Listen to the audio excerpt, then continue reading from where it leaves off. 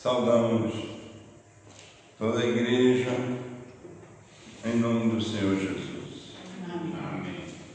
Nesta manhã, dando continuidade às exposições, às nossas aulas sobre a pessoa e a obra do Espírito Santo na vida da sua igreja, tanto na Antiga Aliança como na Nova Aliança, tanto no Antigo Testamento como no Novo Testamento.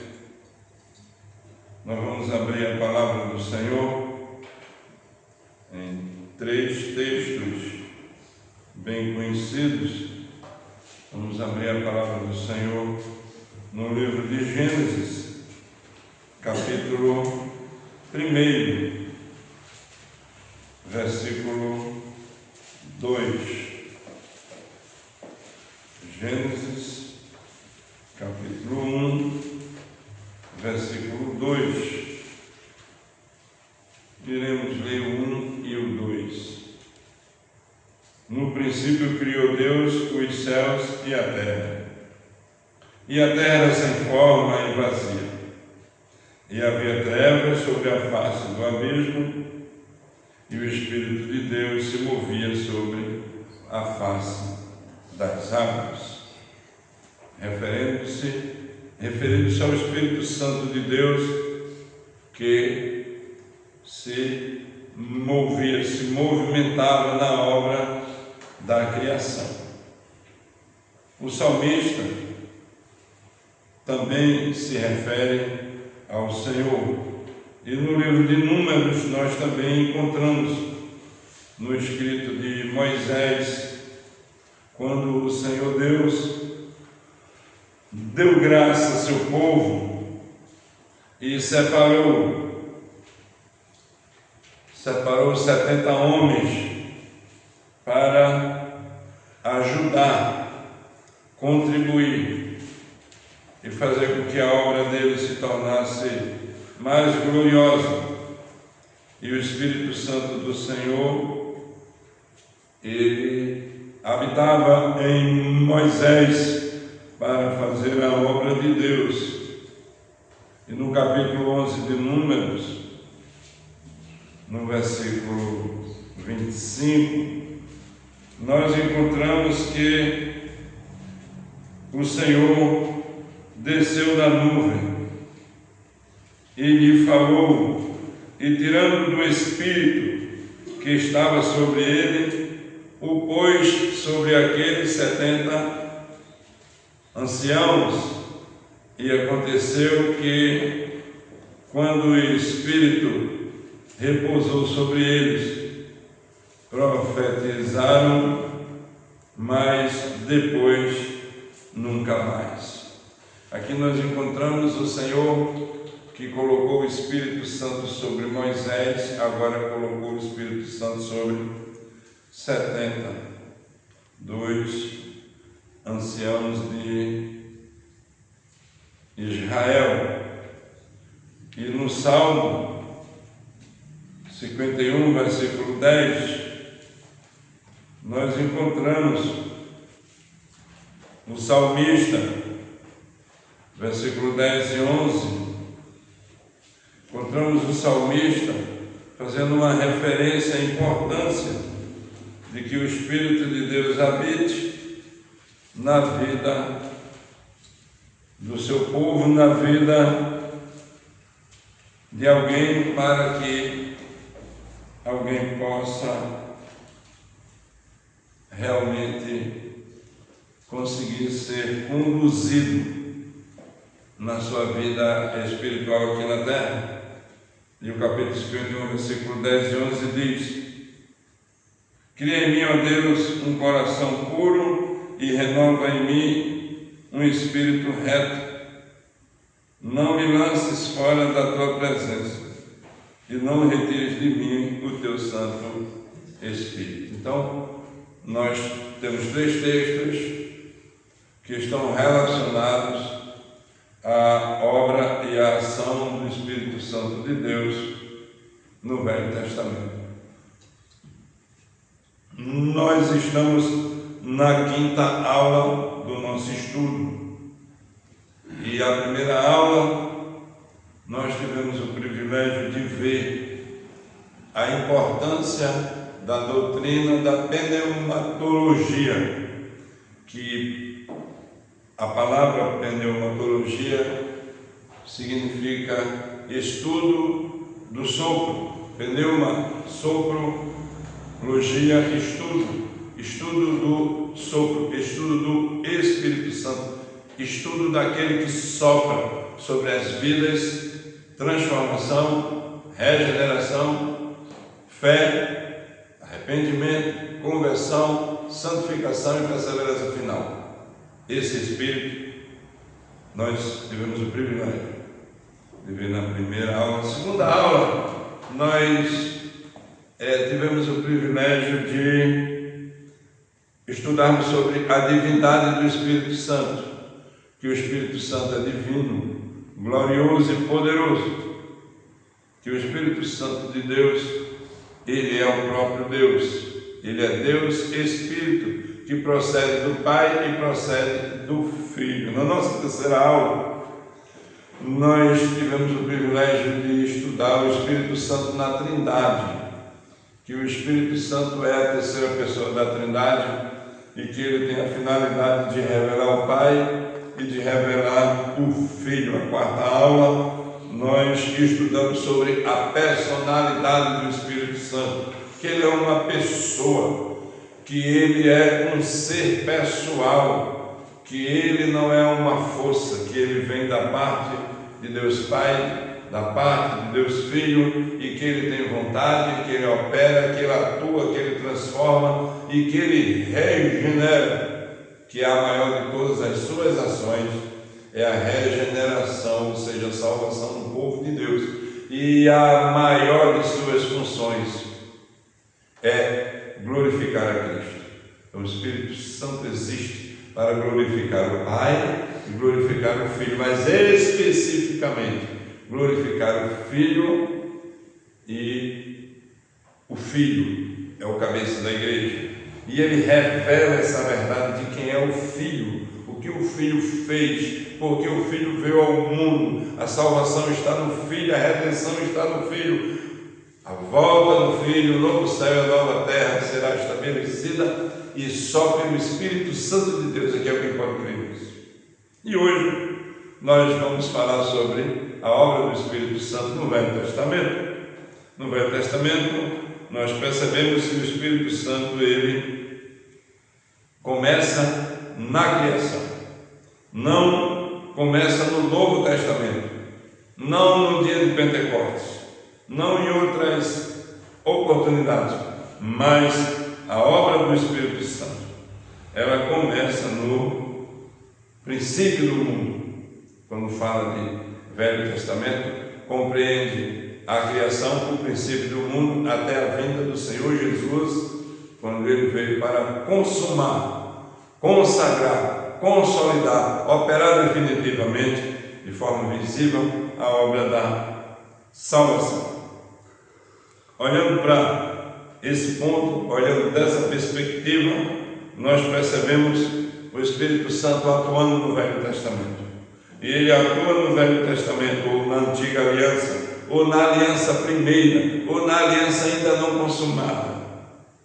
O Espírito Santo opera na criação, depois na vida dos patriarcas, em seguida na vida dos líderes de Israel, mais na frente na caminhada com os reis, em seguida na expectativa dos homens que Deus levantou como profetas, na inspiração das Escrituras e nas promessas messiânicas da nova aliança, ou seja, da clareza maior a respeito da aliança que Deus fez com o seu povo antes da fundação do mundo. Nós já vimos na obra da criação que o Espírito de Deus pairava sobre a face do abismo, e nós já mencionamos aqui que a palavra pairava, controlava, dominava e chocava como uma galinha choca os seus pintinhos, chocando o mundo, chocando a existência humana, fazendo com que a existência humana passasse a existir, a criação especial, que são os seres humanos criados à imagem e semelhança de Deus, o Espírito comunicando a vida, comunicando, sustentando a criação, preservando a ordem da criação. E nós também tivemos o privilégio de ler o salmista dizendo que era muito importante para a vida dele, indispensável, que o Espírito Santo habita nele e que Deus não retirasse dele o seu Espírito. Essa era a dispensação. O Espírito de Deus operava no Velho Testamento, na Antiga Aliança, especificamente na vida de alguém. Com isso, não significa que o Espírito Santo não atuava no meio do seu povo. Por meio da sua palavra, o Espírito Santo falava ao seu povo, e o seu povo ouvia a sua voz. E a regeneração, a salvação, a conversão, desde Gênesis até Apocalipse, é uma obra só do Espírito Santo. Nós percebemos que depois que os dois, ou seja, o primeiro casal, eles se converteram ao Senhor, depois de terem caído em pecado e comido do fruto proibido, o Senhor restaura eles, e eles tendo 2 filhos, Caim e Abel, nós percebemos que Abel presta um culto a Deus e traz um sacrifício ao Senhor, indicando que Abel era nova criatura, indicando que Abel era regenerado, que ele era um crente, que ele foi salvo, que o Espírito Santo de Deus já tinha movido o seu coração para a conversão. Pelo contrário, ele não teria a atitude de um culto, um sacrifício, uma oferenda ao Senhor de forma que agradasse a Deus. Não tem como agradar a Deus se não for pelo seu Santo Espírito. Ao contrário de Caim, que não sendo convertido, não entendeu a proposta, prestou um culto de si para si, dizendo que estava prestando um culto a Deus, onde não houve sacrifício e onde não houve derramamento de sangue e não houve remissão de pecados. Significa que sem derramamento de sangue não há remissão de pecados. E ali mostra que Abel era um crente regenerado, crente salvo, e que Caim não era regenerado, não era um crente salvo, e na hora de prestar um culto a Deus, Deus só recebe o culto daqueles que são convertidos. Então a conversão dos pecados já está no começo do mundo, no começo da família, no começo da existência humana. Nós não só vemos isso no período da expectativa da criação e logo após a criação, nós também vemos a obra do Espírito Santo nos patriarcas. Nós sabemos que Abraão não era crente. A gente sempre vê Abraão como crente, não é? Quando a gente fala de Abraão, a gente diz o crente Abraão, mas Abraão não era crente. Abraão era um idólatra, adorava deuses que não dava para contar o número, e o Senhor chama Abraão. E o mesmo livro de Gênesis, se você puder acompanhar, no capítulo 41, no versículo 38,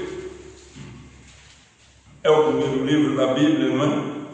É o livro das manifestações de Deus após a sua criação, escrito por Moisés, 41:38, quando nós encontramos: e disse, Faraó a seus servos: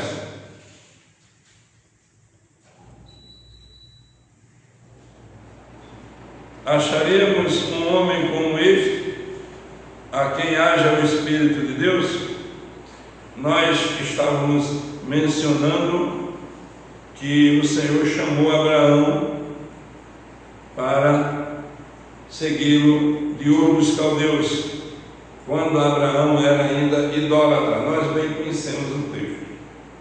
E esse texto que eu acabei de ler, nós estamos falando do bisneto de Abraão. Abraão foi chamado pelo Senhor para servir ao Senhor de Ur dos Caldeus.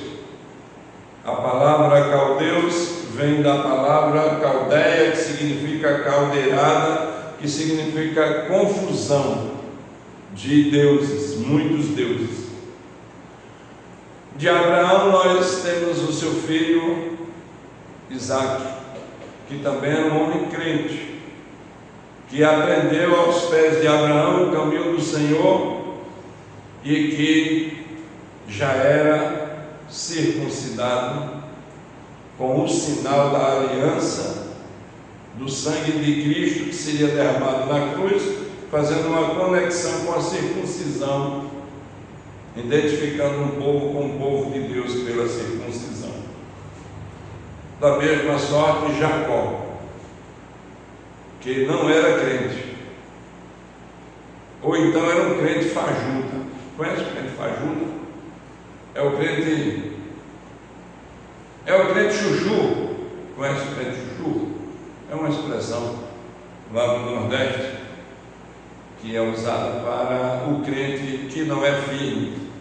Ele é crente, mas não se comporta como crente. E o chuchu, você coloca ele no feijão, ele fica curto de feijão. Você bota ele na carne, ele fica curto de carne. Você bota ele na sopa, ele fica curto de sopa. Então ele se contamina onde chega. Então Jacó era assim. E Jacó era muito trambiqueiro, sem vergonha. Gostava muito de dinheiro e não queria saber como ia conseguir.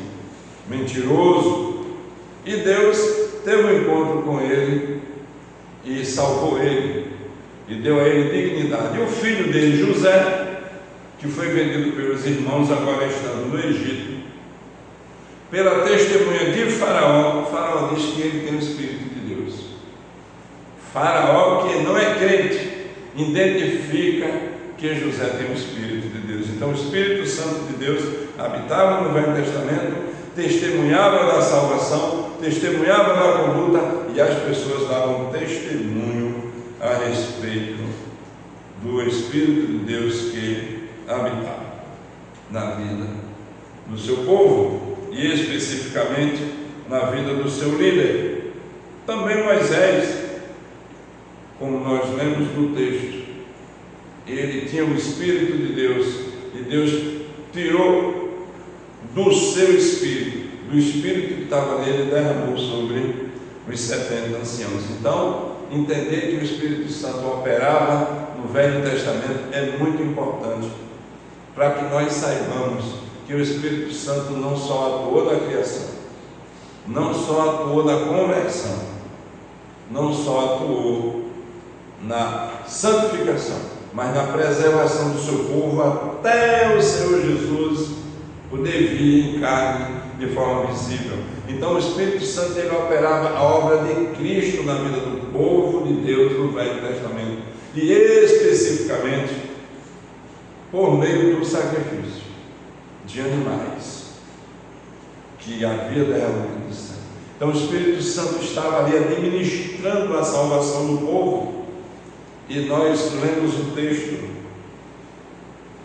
um dos textos da liturgia de hoje, quando, para mim, o que mais me chamou a atenção no texto é que um dia nos teus átrios vale mais que 1000. O pardal encontrou casa, a andorinha ninho para si, mas eu encontrei teus altares, eu encontrei a tua presença. eu consegui perceber a tua presença na minha vida. E um dia nos teus átrios vale mais que 1000, ou seja, 1000 dias sem comunhão da presença de Deus, 1000 dias vivendo e se regalando sobre a terra, 1000 dias sem a presença de Cristo, não tem valor nenhum. E um dia na presença de Cristo, um dia com o coração confessado, um dia com o Espírito Santo de Deus santificando, não vale igual a 1000, vale muito mais que 1000. É uma expressão que diz que de milhares de anos não valem a pena, mas um dia na presença do Senhor vale mais do que tudo, vale mais do que tudo, vale mais do que tudo. Então, olhando para essa expectativa, nós percebemos que o Espírito de Deus, ele visitava o seu povo. Ele visitou Moisés, chamou Moisés para a obra, e ele apareceu numa nuvem. Nós lemos aqui em Número 11:25, nós encontramos o Senhor descendo na nuvem, falou Moisés e derramou o seu espírito sobre os 70 homens que iriam ajudar Moisés a conduzir o povo de Deus. Um líder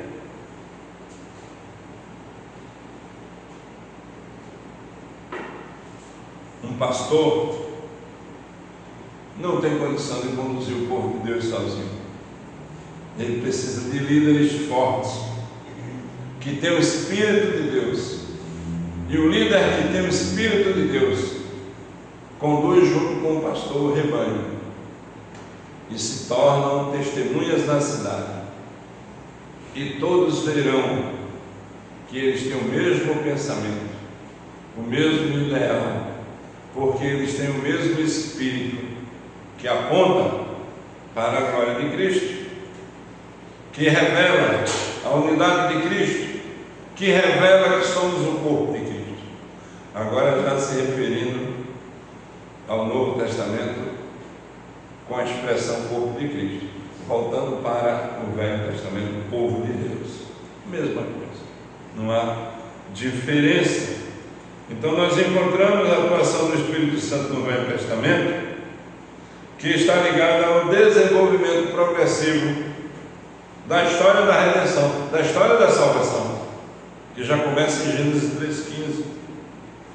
E o Espírito operava, trazendo uma iluminação, que um dia o Salvador viria vestido de homem, enchido de carne, humano, o Criador de todas as coisas. Porque quando o Espírito de Deus está operando e ele está chocando a terra, o próprio Jesus, que é o Salvador, ele está presente na criação. Porque diz o texto de João capítulo 1, versículo 1: no princípio era o Verbo, e o Verbo estava com Deus, e o Verbo era Deus. Todas as coisas foram feitas por meio dele, e sem ele nada do que foi feito se fez. Então tudo que se fez foi feito por Jesus. O mesmo texto diz: no princípio criou Deus o céu e a terra. Deus Pai criando a terra, criando as pessoas, criando a vida. Deus Filho criando a terra, criando as pessoas, criando a vida. Deus Espírito Santo chocando, elaborando e dando vida. O Pai elaborou, o Filho executou e o Espírito consumou. Essa trindade magnífica. E esse Espírito que é a revelação de Deus para a salvação e o ministério do Velho Testamento, ele agia em toda a criação, ele agiu nos patriarcas, e ele também agiu nos juízes. Deus levantou os juízes, e Gideão, nós bem sabemos a história de Gideão. Gideão, ele foi chamado por Deus, e o Senhor derramou o seu Espírito sobre Gideão. Isso nós encontramos no livro de Juízes.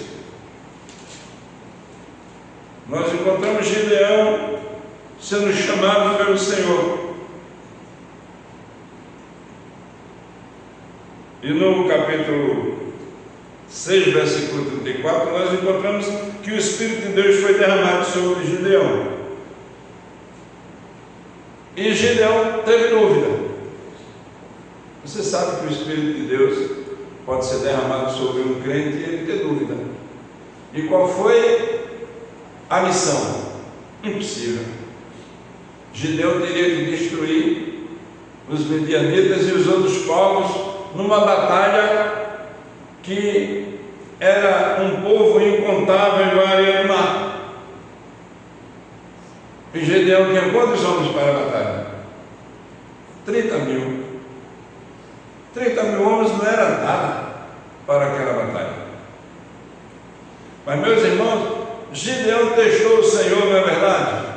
Foi que Gideão disse a Deus: você pode humildemente testar o Senhor sem arrogância, na sua incredulidade, na sua dificuldade, na sua dúvida. Gideão disse: Senhor, vou colocar a lã numa porção de algodão do lado de fora da casa, e vai ter o sereno, e quando for de manhã, o algodão vai estar enxuto e a grama vai estar molhada. E quando Gideão levantou de manhã, o algodão estava enxuto e a grama estava molhada. E ele disse: Senhor, eu não quero ser arrogante, mas eu queria que o Senhor fizesse ao contrário nessa noite.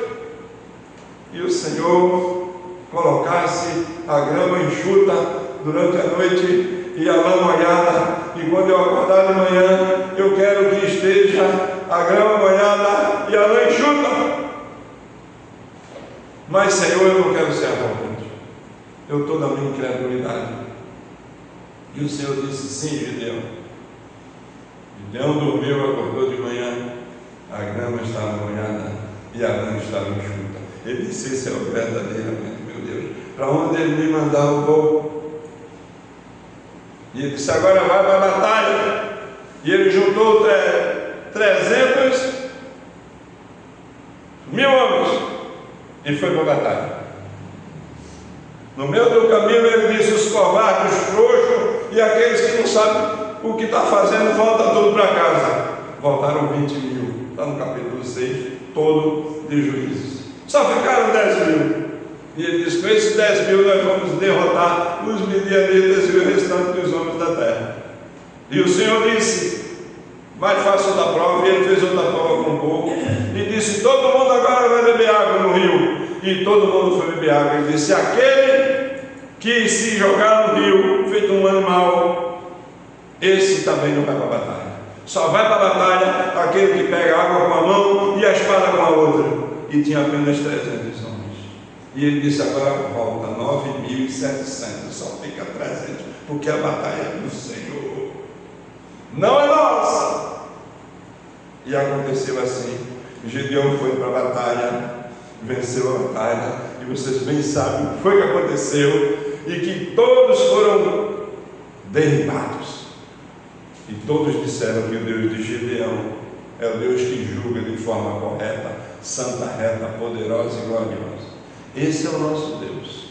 Esse é o Espírito Santo de Deus que estava no Velho Testamento, dando força, poder e vigor. É o mesmo Espírito que habita em mim e que habita em você. São tantas experiências com o Espírito Santo no Velho Testamento. Sansão também, no texto de Juízes Juízes 14:6 diz que Sansão pegou um leão.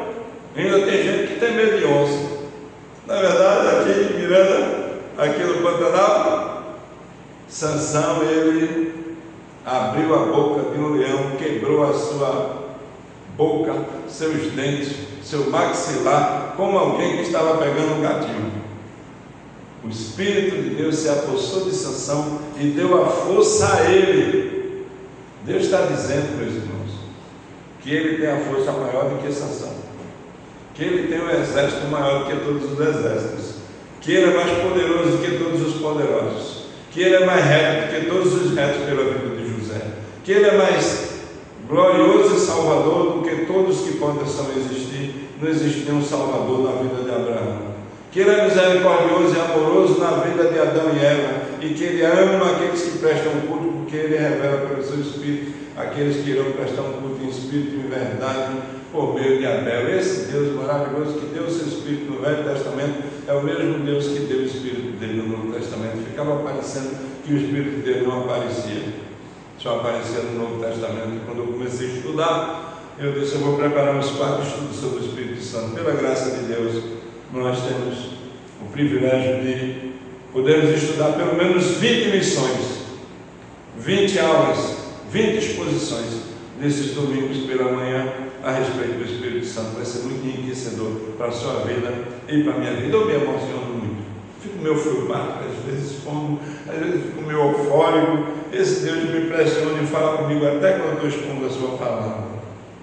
Sansão, o grande homem forte que Deus levantou. Também Davi, que reinou e ganhou as batalhas das mais impossíveis do mundo. E Samuel, que usou um chifre de azeite e ungiu o nosso irmão e rei Davi, e ele foi ungido pelo Senhor para reinar sobre Israel, diferente de Saul, que o Espírito Santo de Deus ungiu ele, mas logo se afastou e Saul se perdeu para a perdição eterna. Davi tinha o Espírito de Deus e foi ele que orou dizendo: Senhor, não retira de mim o teu Espírito. Nós já vimos esse versículo aqui. Davi declarou: o Espírito do Senhor fala por meu intermédio, a sua palavra está em minha língua. Esse Davi que reinou e que amava o Senhor, porque o Espírito de Deus estava nele. Miqueias, no capítulo 3, versículo 8, diz que ele mesmo está cheio do Espírito Santo. Agora os profetas, na vida dos profetas, o Espírito Santo de Deus. Miqueias diz: o Espírito de Deus está sobre mim, e eu vou apregoar a profecia, a pregação do reino. Essa é a profecia das Escrituras Sagradas. E nós, em quinto lugar, percebemos o Espírito Santo de Deus. Eu queria chamar a atenção de vocês para a inspiração das Escrituras. O Espírito de Deus soprou o que ele queria que estivesse escrito nesse livro. Esse livro, chamado Bíblia, ele foi combatido durante toda a sua história. Mais ou menos 4.000 anos de história bíblica. Livros querendo entrar aqui para fazerem parte como os livros apócrifos da Igreja Católica, para destruir a inspiração bíblica, colocar dúvida,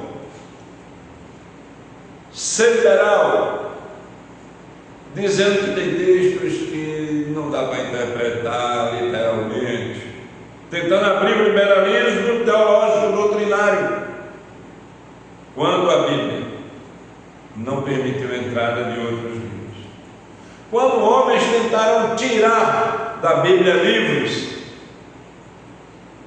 hoje homens tentam tirar o capítulo 1 de Romanos, que fala que Deus criou o homem para a sua glória e que que o homem, como animais, resolveram se entregar a si mesmo para cometerem torpezas, pecaminosidades, atrocidades, e recebendo a sentença pelos seus pecados, Deus os entregou à imoralidade desse mundo.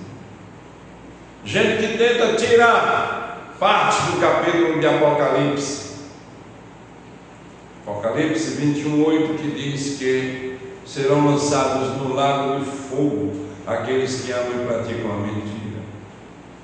Textos de Gênesis, da criação, dizendo que existiu uma criação, uma raça humana pré-adâmica, antes de Adão, tentando iludir, tentando afetar a inspiração bíblica.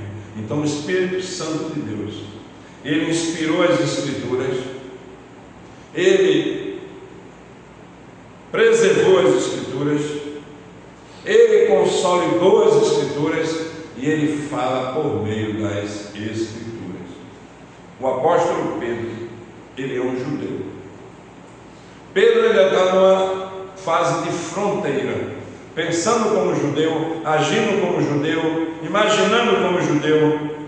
Quando ele escreve a sua segunda carta, eu queria chamar a sua atenção na segunda carta do apóstolo Pedro, é ele quem vai dar testemunho a respeito das Escrituras do Velho Testamento. 2 Pedro, capítulo 1, versículo 21. 2 Pedro 1:21, quando diz assim: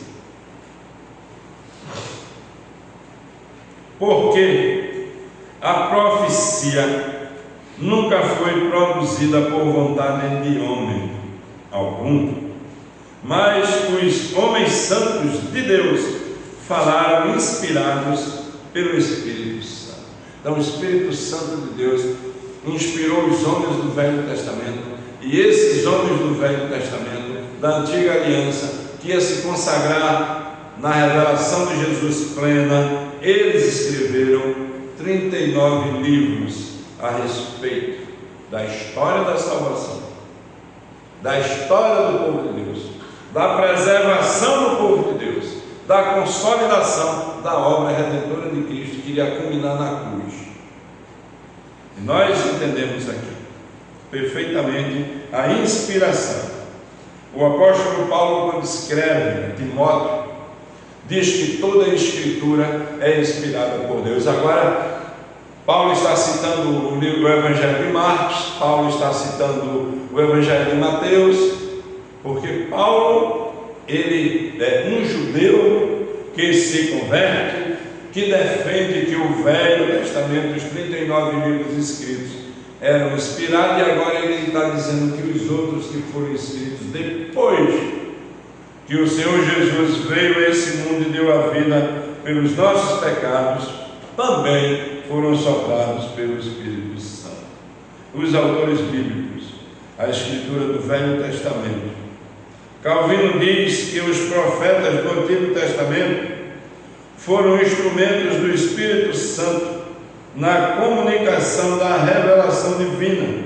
Segundo Calvino, eles não falaram movidos por opiniões pessoais ou imaginação humana, mas anunciaram fielmente aquilo que receberam do próprio Deus mediante a operação soberana do Espírito Santo.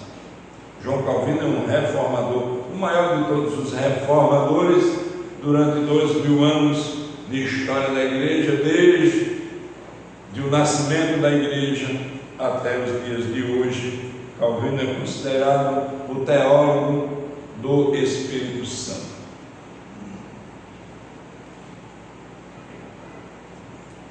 Alguns conhecem Calvino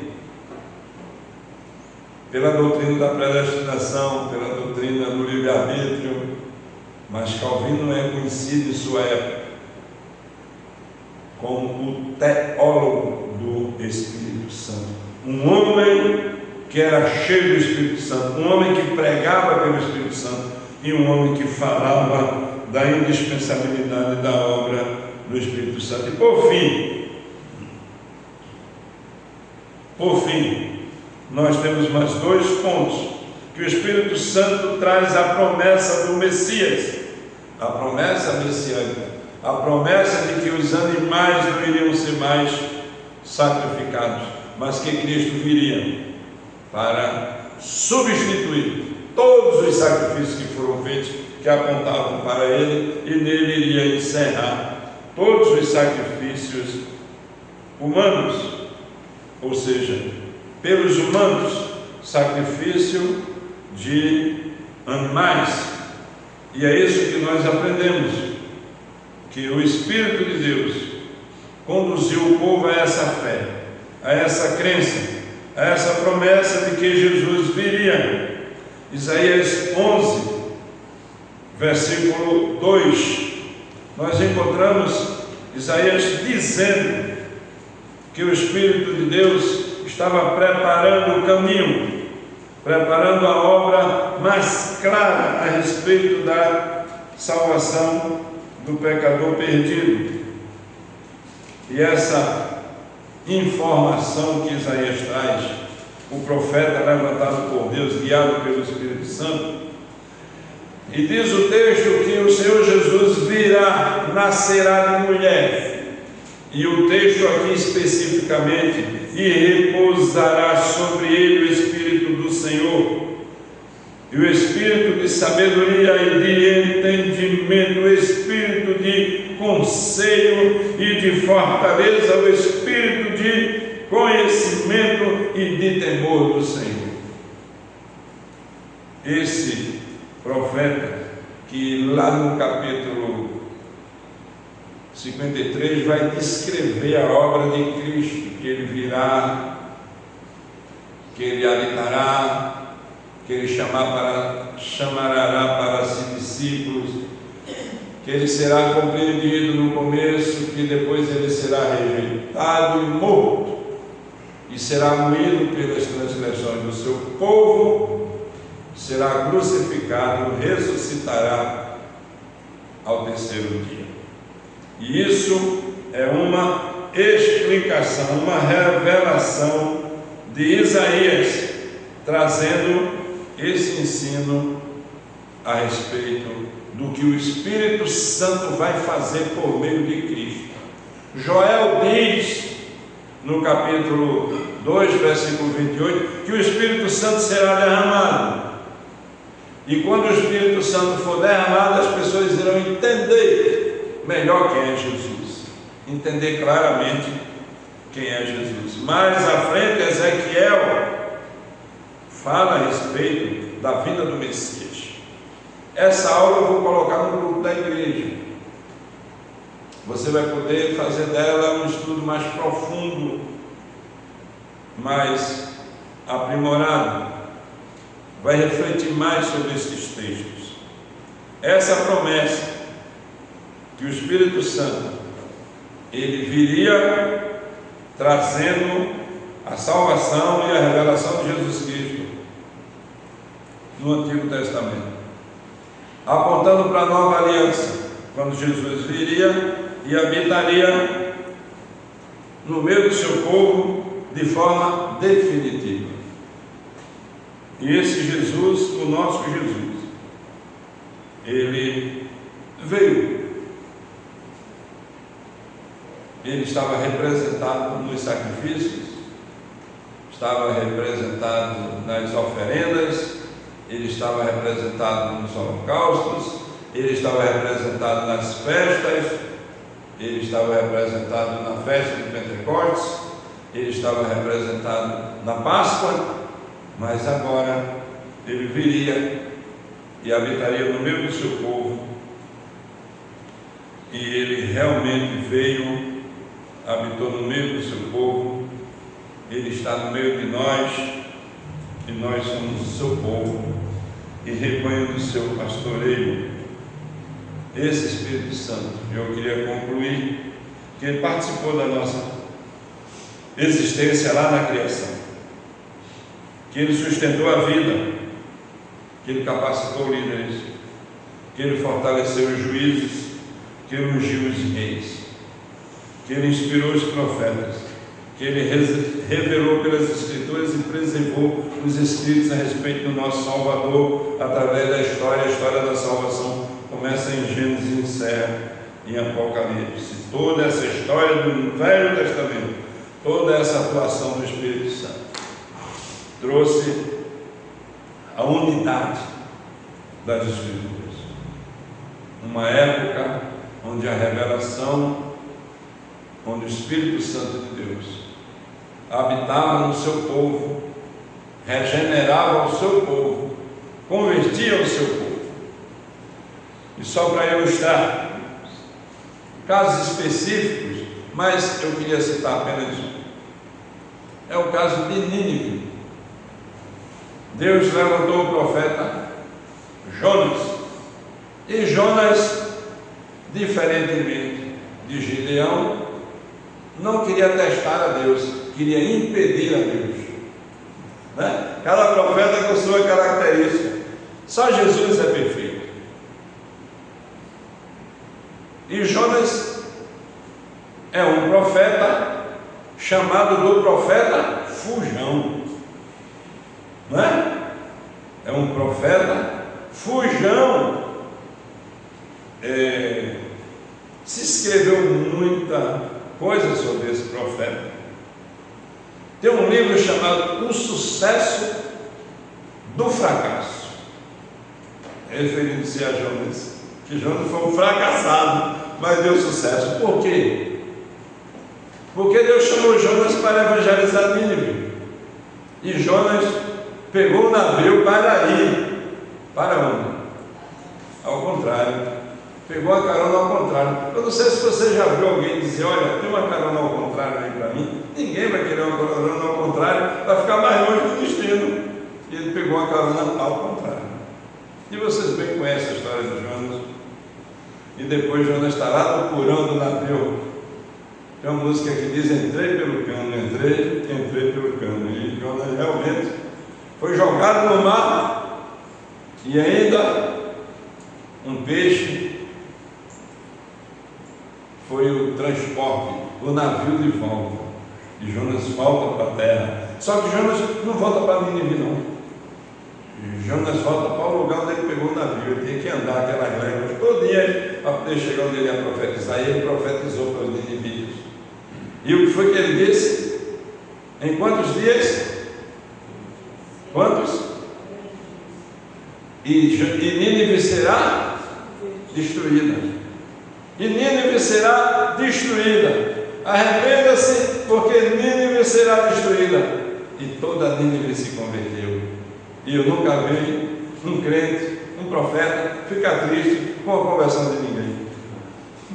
Oh, meus irmãos, a gente vai ficar alegre, né? Feliz com a conversão das pessoas. Jonas não. Jonas queria entrar no céu sozinho. Ele queria sentar em 10 cadeiras, né? Dormir em 10 camas. Como era a vida de Jonas? E Jonas resolveu ficar embaixo de uma árvore, como aquela ali, frondosa. E o Senhor veio e secou a árvore. Aí Jonas ficou chateado. Disse: oxe, Senhor, como é que pode isso? O Senhor disse: mas você está com preocupação com misericórdia dessa árvore, e eu não queria misericórdia do meu povo. Aí ali Jonas se converteu. Quer dizer, um profeta que não era convertido. Era convertido, mas ele não queria a conversão dos outros. Um cara que guardava ressentimento. Um cara que dizia para aquele ali: eu não prego não, se depender de mim ele vai para os quinquinquim do inferno. Esse Deus é glorioso. Usa até um profeta com o coração inclinado ao contrário. Mas era crente, Jonas. Ele não era incrédulo, não. Ele apenas não conseguia amar a evangelização. Ele não conseguia amar o povo de Nínive, porque o povo de Nínive tinha uma história contra Israel. Terminando essa aula sobre a obra do Espírito Santo no Velho Testamento e a conversão do pecador para a glória de Deus e preservação até o dia da vinda de Cristo, para culminar a obra do Espírito Santo para espalhar para o mundo todo. A diferença é que no Velho Testamento, a evangelização, Deus mandou que o povo procurasse o evangelista. O povo tinha que procurar Israel para receber o Evangelho. E no Novo Testamento, Israel tem que procurar o povo. Então, é uma obra do Espírito Santo. No Velho Testamento, o povo via para Israel, se tornavam prosélitas e se tornavam crentes. No Novo Testamento, Israel agora vai para o mundo pregar o Evangelho em Jerusalém, Judeia, Samaria, até os confins da terra. Senão, não tinha chegado aqui o Evangelho. A gente tinha que ir lá em Israel escutar a palavra. Temos agora, para concluir totalmente na aplicação, 8 perguntas e 8 respostas que está na nossa aula, onde aparece a primeira referência ao Espírito Santo na Bíblia. Qual foi a atuação do Espírito Santo na criação? Como o Espírito Santo atuava nos líderes de Israel? Qual era a atuação do Espírito Santo nos profetas? O Antigo Testamento ensina a inspiração das Escrituras? Quais as profecias anunciavam o derramamento futuro do Espírito Santo? O Espírito Santo atuava somente no Novo Testamento? Qual era o propósito da atuação do Espírito Santo no Velho Testamento? Iremos responder essas perguntas. Após a nossa oração, eu vou estar mais próximo de vocês. Louvamos o Teu nome, Senhor, pelo Espírito Santo do Senhor, que preservou a história da salvação, que conservou a nossa história em Cristo, que predestinou antes da fundação do mundo a salvação do Teu povo, desde Gênesis até Apocalipse, culminando na vinda do Teu Filho Jesus, que consagrou, separou, salvou o Teu povo para si mesmo. Muito obrigado, porque o Teu Espírito Santo nunca parou de revelar Jesus, desde a criação até a sua volta, quando todo olho verá. Nós louvamos o Teu nome, porque nós estamos na história do Senhor. Nós temos a história da nossa salvação em Cristo, e Cristo é o Salvador da vida de todo aquele que crê. E o Espírito Santo aplicou isso na vida do Teu povo sempre. Te louvamos, te agradecemos. Amém. Recebam a bênção. Que a graça do nosso Senhor e Salvador Jesus Cristo, o amor de Deus, o nosso amado e querido Pai, a comunhão, o poder e as divinas consolações do Espírito Santo repouse sobre nós, Igreja do Senhor Jesus, hoje e sempre. Amém. Amém.